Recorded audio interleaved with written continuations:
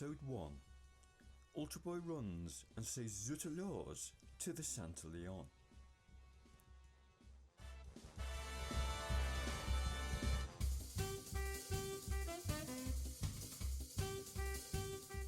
The SainteLyon has bared its teeth at me for the second time, and once more I delighted in biting back. In another life, Lyon feels like a place I would enjoy calling home. But instead, I content myself with visiting as an ultramarathon runner and giving it some riz in the middle of winter. This is a podcast, 6 years in the making. Who knew it would take me this long to complete the journey of the 2017 SainteLyon? It doesn't start in 2017.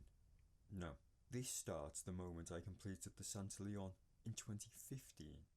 I knew I had found my race, and I knew that I would return.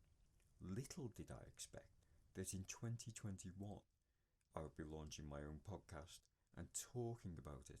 But here we are, and it seems appropriate that a race I feel defines my running at its best should be the thing that starts my podcast.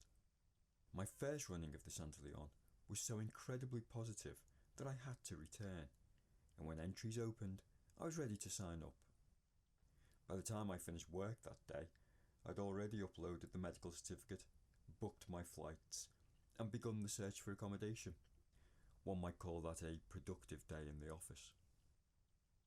What 2015 had taught me was that Lyon is a great city, with easy transport and lots of excellent and inexpensive accommodation. And I found a small but perfectly formed Airbnb that had a comfortable bed, a capsule coffee machine, and lots of chocolate pancakes. Well, now that I was set up in terms of a roof over my head, the question was, would my poor old decrepit body be able to withstand the rigours of the race? The first half of my year had gone quite well. I'd managed to finish at the Tough as Old Boots South Wales 50, and despite failure at MIUT, I was feeling rather positive about running. However, illness, family tragedy and a nasty back injury meant that my return to training and racing had been hampered quite badly. I didn't show up for the return of the London to Brighton, and though I rocked up to the start of the Ultra Trail Scotland in Arran, it was cancelled mid-race due to terrible weather conditions, and I deferred my place at the Rebellion because of a hideous chest infection and a lack of preparation. This all meant that my return to the SainteLyon was rather undertrained. And in fact I had only just returned to any form of training and was in no way ready to face this shit of a course. Regardless, I wasn't going to miss out, and I ambled along to the hideous Luton airport and took the short flight to the delightful Lyon. When I arrived at my apartment, I held my bags inside and was greeted by the sight of the Nespresso machine and the very tasty Belgian waffles. Merci, I cried. After gorging myself on waffles and coffee, I went to collect my number. Now at the time, security in France was still quite tight because of terrorist activity, and the race organisers were taking this very seriously, and there were bags and body searches before entry to the main hall. However, once in the hall, it was like a mecca for all things trail running, and I slowly wandered round deciding what I would spend my pennies on. And of course, there was the giant illuminated finishing arch in plain sight, looking over the registrants, ominously. With my number collected, I headed over to get some SainteLyon goodies, and then off I went to enjoy the city, as the race wasn't until the following evening. On race day itself, I mostly touristed, rested, Netflixed, and prepared.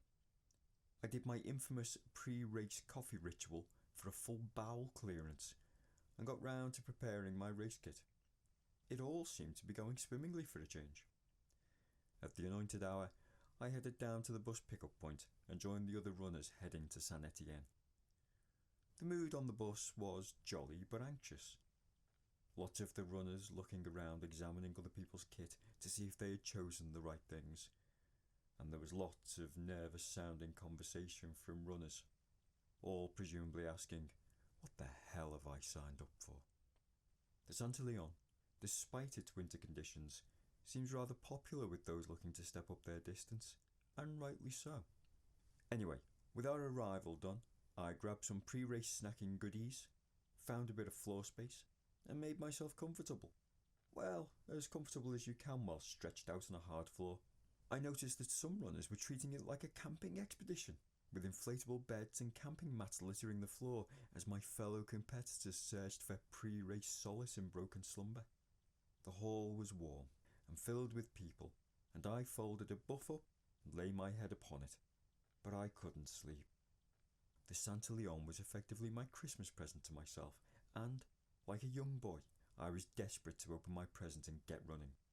The following 3 hours were much like a Christmas Eve and dragged like the 100 Years' War. But finally, the race.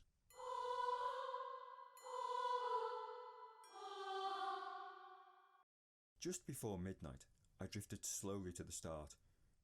I could feel the cold setting in, and so I rubbed my arms to retain warmth and hugged myself while gently jiggling about on the spot. Then, bang on time, the music played, the horn blew, and thousands of runners were released into the night. It was as magical as I remembered it, and I turned to look at the arch I'd just run under and said au revoir before turning on my heel and running into the Rhone Valley night. The first few kilometres are along the roads and present the opportunity to catch some ground on the runners ahead of you, or perhaps make some alliances to allow the hours to pass more pleasantly. My mind drifted to the conditions ahead, and I noted a significant clue as to how they might be. Lots of the runners had attached crampons to their race vests. Cruddy conditions, perhaps? The early enthusiasm of the race is extremely infectious, and it is hard in these early stages not to get dragged along in the atmosphere. I simply soaked it all in and darted between the runners and ambled towards the trail. From here, the light snowfall that we had seen on the sides of the road was replaced by much thicker, more dangerous, not so grippy snow. And as I recall, I headed down the trail, the phrase, "Bugger, this isn't going to be as easy as last time," flashed before my eyes. However, slow though I am, I have confidence in my footwork, and I was able to press on a little faster than those in front of me, and as the kilometres marched down towards the first checkpoint, I started to feel better about running a decent time. Not long before the first checkpoint, I stopped for a moment and looked behind me and saw the procession of runners all twinkling in the night. And then I remembered why I love this race so much. However, with underfoot conditions worsening, I was glad to drop into that first checkpoint because I really needed food. The SainteLyon does catering well, with meat, cheese and bread all available, and this time they had full-fat Coca-Cola on offer. No shit Diet Coke this time. I remembered from my previous running that upon leaving checkpoints, I was freezing cold for the first few minutes, and so covered my fingers with the mitten part of my gloves and pulled my neck buff up, and then I was off. But brrr, my nose was freezing, and when I felt the front of my buff, the snot and hot breath had frozen into a cold and icy mess. It was disgusting, absolutely vile, and all I can say is, thank God for spare buffs. It was from here that you started noticing people putting crampons on too, because conditions were deteriorating, and there was a visible increase in the amount of runners who were losing their legs beneath them. I was keen to go fast, but I knew two things. Number one, falling would really hurt. And number two, I'd forgotten to buy ultramarathon sports insurance. And so, I ran where it was appropriate and walked as quickly as possible everywhere else. The running was slower now, and we were in the middle of the night, at its coldest part, and I started to look round for ways to improve mental strength and deflect some of the fatigue that was creeping into my thinking. And then I heard the sound of an Australian accent behind me. A chat with a pair of young ladies ensued, and this was just the pick-me-up that I needed. This was the Australian lady's first ultramarathon, and her French friend felt this would be a great introduction to ultras. How right she was. It would be good to see her later in the race doing brilliantly. But for now, A conversation was just what I needed.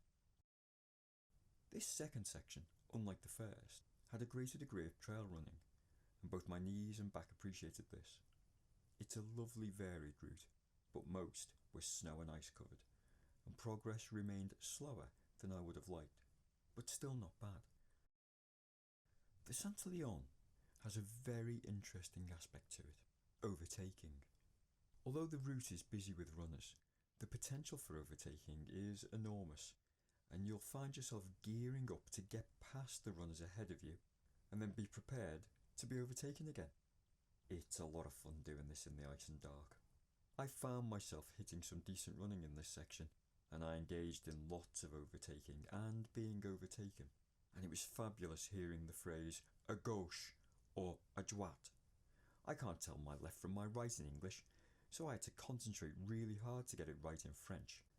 I was also acutely aware that my time was better than it had been in 2015, and some basic mental calculations suggested I could shave off around 2 or 3 hours from my previous outing.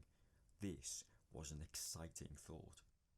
However, all of this was to grind to a halt. About 23-24 kilometres in, the ground became so icy that runners couldn't even walk on it, and in front of you a plethora of bodies were strewn across the trail. It was like something out of a Looney Tunes cartoon. All that was missing was Porky Pig appearing and saying, "That's all, folks." A runner would fall and the phrase "ça va" would be called by the 2 or 3 runners that would stop to pick up their fallen comrade. The competitors were all clearly looking out for one another. Sections were now so severe that runners were sitting on their arses and pushing themselves down the trail on their hands. I witnessed bloodied and bruised runners ahead of me, but each time they fell, they would simply get back up. Now my problems intensified when at 26 kilometres my feet finally gave into the ice, and I was thrust skyward and came down with a thud. I'd broken the fall thankfully with my back and smashed my head on the ice. Although I got up straight away, I was in pain. My recent back trouble suddenly came rushing back, and my head felt woozy. I knew that the St Catherine checkpoint was only a couple of kilometres further on, and I slipped and slid my way towards it, desperate to keep my feet, but failing in this endeavour, and fell a further 3 times. And when I crashed into the checkpoint, I felt like death. I ate a bellyful of Emmental and salami, and for the first and last time during the race, I wondered, should I stop and seek medical attention? The answer, of course, was no, and with that, I set off again. Upon reaching the highest point of the race, I suddenly felt a sense of achievement, and I told myself that the rest of the course was downhill. Of course, this was a ridiculous lie, and actually the most dangerous running was just around the corner. But sometimes lying to yourself can be the only way through. Ahead of me, the runners were again on the floor dragging themselves down the course, and the mountain rescue, aided by quad bikes, were going back and forth collecting the dead and dying from the trail. I refused to sit down and drag myself along. I refused to bow. In my head I could hear General Zod demand, "Kneel before Zod, son of Jarell." And although I am no Superman, I knew that the moment I gave in, I would end up death marching to the finish, and that wasn't going to happen. My decision to stay stood cost me a couple of falls, and a fellow runner came sliding into the back of me, taking me down at one point. My already broken body just didn't have the required agility to jump straight back up. But this time my fellow runners pulled me to my feet quickly and set me on my way. I was hurting now in lots of ways, and there was a mild delirium, but I kept going. I had to keep going. I was now a marathon or so in, and the light would soon be here. I'd be able to see where I was going. And my head was starting to clear, and despite the physical pain, I was running once more. So finally, with the drama and trauma of the night behind me, I was back in the race. Although the slow progress through the ice had ensured there was no way I was going to run quicker than in 2015. I pushed on as fast as I could, walking the hills quickly and staying steady across the flat and the downhills. I was regularly topping up my calories with caramel Freddos. and when I finally took a look behind me, I realised this was proving a hard slog for everybody. I'd once more seen the pair of young ladies I'd chatted with earlier, and with whom I'd inadvertently been playing overtaking tennis with, and decided that I could use them as my pacer to the finish. The aim? To beat them. I spoke to them briefly and asked how they were getting on. They described a tale of woe in the icy conditions, and my internal schadenfreude said, but instant karma paid me back by making me bite down hard on my own finger instead of the cheese and salami I was holding. I bade them farewell and wished them a good final push, but I knew I could get there before them. Boom! I was off, with a rocket seemingly having been inserted up my... With the sun and the rocket warming me, I removed my buffs, gloves, and rolled up my sleeves. I knew the route from here, and I could smell the finish line in the distance. And I even found myself flying up the god-awful climb into the city, much to the amusement of the runners behind me. There are steps on the descent into Lyon too, lots of them, and ahead of me I could see runners gingerly hobbling down them, but I pushed hard, knowing that I could continue to climb the rankings. Off the steps, down to the river, up the winding steps, over one bridge, fly past the museum and over the final bridge, cheering supporters shouting "Allez, allez, allez!" clapping and calling out "Bravo, bravo!" I ambled along those final few hundred metres. I could see the runners ahead of me, and at the right moment, I pressed my feet into the floor and like a rocket blasted off, much to the surprise of the crowd, who whooped and hollered as I hit full pelt. 1, 2, 3, 4, 5 runners down. Runner number 6 with his hands in the air smacked me in the head, but I was in full flow, a glorious full flow, and I hurtled towards that final turn, taking it wide to ensure I could cross the line flat out. And I did, and it was over. SainteLyon, I salute you. So what can I say about the SainteLyon? It's my favourite ultramarathon, and I will be returning. But more importantly, why should you do the SainteLyon? Well, it's impeccably well organised, everything from the marketing and pre-race communication right through to the finish line and the collection of your t-shirt.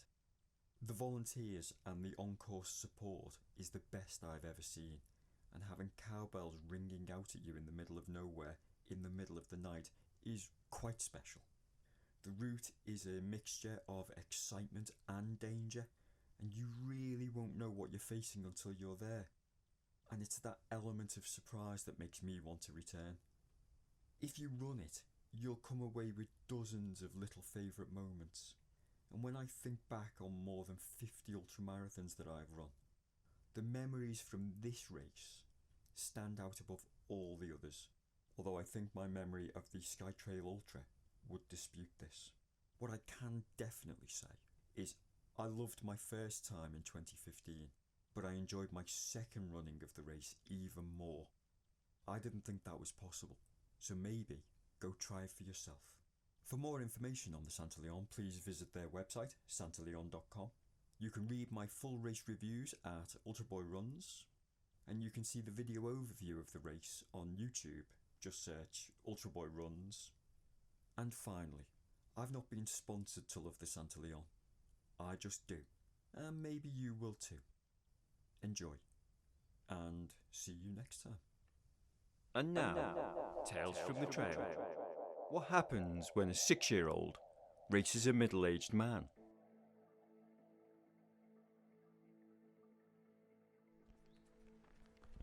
Don't forget we're playing Mario tonight. Okay, And maybe some Jenga. that's a lot of stuff to fit in. Running, dinner, bath time, Jenga, Mario. And maybe a little sword fight. A sword fight as well? I don't think so. Yes. You cheat. No, I don't know. How do I Do you like my beard? kind of. It looks cool. Yeah, I think it looks cool. It looks like spider's arms. Let's get going. So, when we get to Let's go. past the bridge, we'll have a race, okay? Oh. Okay. Sounds good. Who's gonna win? Me, of course. No, you're not. Yes, I am. No, you're not. I always win. You just say you always win races. Yeah. Come on, mate. Quickly. Ready to run under the bridge? Oh, see, you're getting quicker. No, not yet, not yet. I know. We'll race when we get to the bin. You Okay? said at the bridge. No, at the bin. You said at the Race when we get to the bin. On your marks. bridge. Get set, go. Go. Come back here. Stop, wait. No, you're ahead of me. I can't keep up. You're just trying to let me run. I'm definitely not. I've done a lot of running today. Go on. Go, go, go. Go, go, go. Is that wrong? Yeah. Oh, no, no, no, no, you don't. First to the bottom.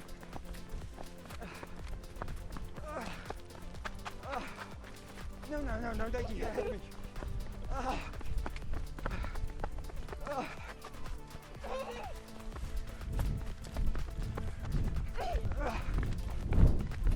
You little turd.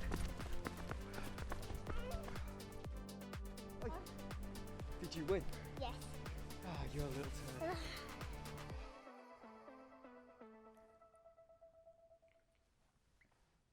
And so, predictably, when a 6-year-old races a middle-aged man, the 6-year-old wins. Thanks for listening. Bye now.